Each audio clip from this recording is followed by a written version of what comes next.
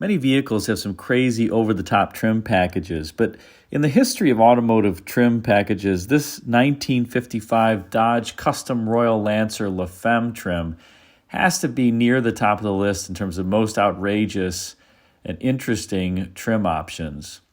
This Femme was offered in 1955 and 1956, and you can see here the interior. It was a unique interior trim combination that came with a number of accessories beyond the pink tapestry-like cloth that has rosebuds in it, and the color, which on this car, the exterior is sapphire white and heather rose. And the Femme was based on two Chrysler concept cars that preceded it, the LeComte and La Comtesse. And those concept vehicles were studies that Chrysler put together because its marketing department thought there were opportunities to better capitalize on the rise of the influence of female purchasers in the household. And La Comtesse was the more feminine of the two concept vehicles, painted in dusty rose and heather gray. It was built off of a Chrysler Newport. This is obviously a Dodge, and a handsome one at that, especially these wheel covers. I mean, these are beautiful pieces of art in and of themselves. But the Femme was this trim that was offered on the Custom Royal Lancers only for 1955 and 56. And in addition to the color combination, really handsome steering wheel there too, with it says full-time power steering, you got a lot of different accessories that came with the interior. So you can see there the Femme badge.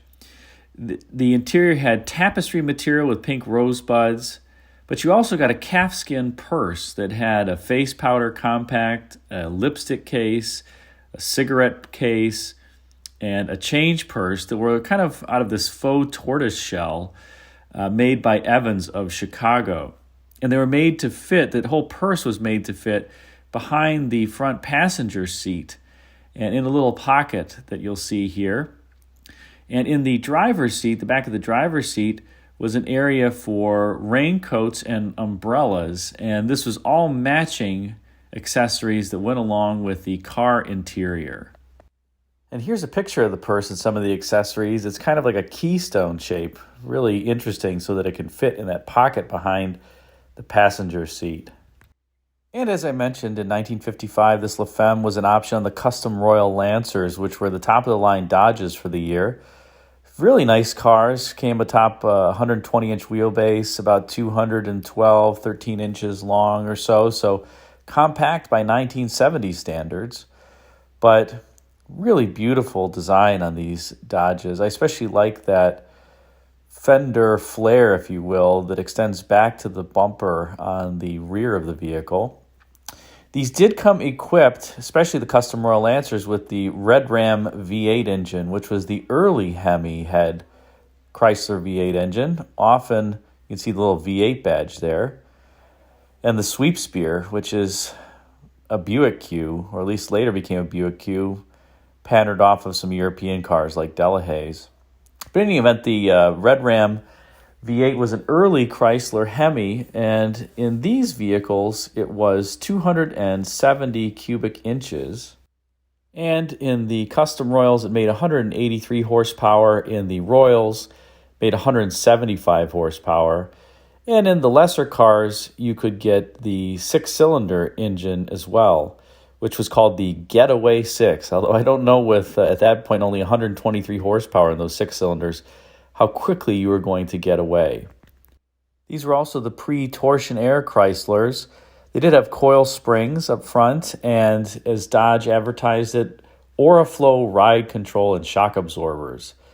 And I think they actually ride quite nicely, especially compared to the torsion bar rear leaf spring setup of the later Chryslers, which I suppose some people prefer, but I like the ride of these. And these actually are higher quality, I would say, as well, versus the cars that came out in 1957. Those 57 vehicles were rushed a bit to production and didn't have the quality that I think the earlier Chryslers did. And these were the vehicles that gave Chrysler the reputation for its engineering know-how and prowess, especially with the Red Ram V8 winning a number of competitions for both power and fuel economy.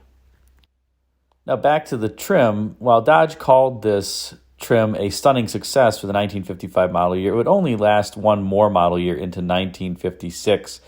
And Chrysler changed it a little bit at that point, changed the color scheme to Misty Orchid and Regal Orchid. And the interior was different. It featured La Femme only seat patterns in that year, as well as headliner, paint, and carpet.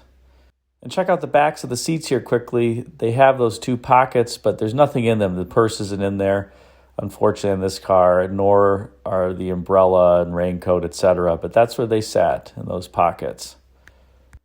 In any case, it's not quite clear how many La Femmes were produced. It was just an option package at around $150 on top of the Custom Royal Lancer. And its production was not ever broken out from the total Dodge sales numbers, but it's estimated that about 2,500 were produced, and there's about 40 or so of these 1955 versions and 20 or so of the 1956 versions left. So despite the Chrysler marketing that it touted to dealers in 1956 trying to drum up more sales of this car, it really wasn't an overwhelming sales success. And there's probably a number of reasons for that. Some speculate that few dealers really had demo models on the lots for customers to look at. And you can imagine that dealer orders were being written by obviously men, and dealers obviously want to sell through vehicles quickly. So they probably didn't fully understand the allure of this type of a trim line. You don't want to have a car just sitting idle on your lot that's pretty much sales proof. And in any case, not many were produced, even fewer survive. But I hope you enjoyed this look at the 1955 Dodge La Femme. I'll put some pictures of the 1956 La Femme here, and as you can see, they changed, as I mentioned, the color scheme. And then here is a picture of the interior, which has a difficult to reproduce, apparently, seat pattern, but was changed for the 1956 model year versus the 1955 that you just saw. Certainly a trim package that you could not introduce today without considerable, shall we say, press coverage. But at the time was something that was interesting, arguably daring, and accepted. It just was not a sales success. Hope you enjoyed this review of this 1955 Dodge La Femme.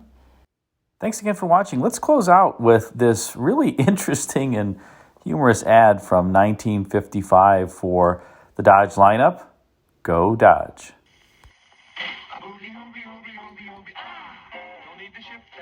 No clutch to fight. It's automatic power flight. Go Dodge. Go Dodge. Take command. Get the thrill firsthand. 55's the year to drive. A Dodge. A Dodge. Wow! Look at it go! With full-time power steering. Hey, a boodly day. A thing that takes you all the way. Go Dodge. Go Dodge. Take command. Get the thrill firsthand. Now's the time to buy and drive. A Dodge. A Dodge. Wow! Look at it go! That swept back windshield takes your eye. A boodly die. Nothing ever road and sky. Go Dodge. Go Dodge. Take command. Get the thrill firsthand. 55's the year to drive. A Dodge. A Dodge. Boy, look at it go!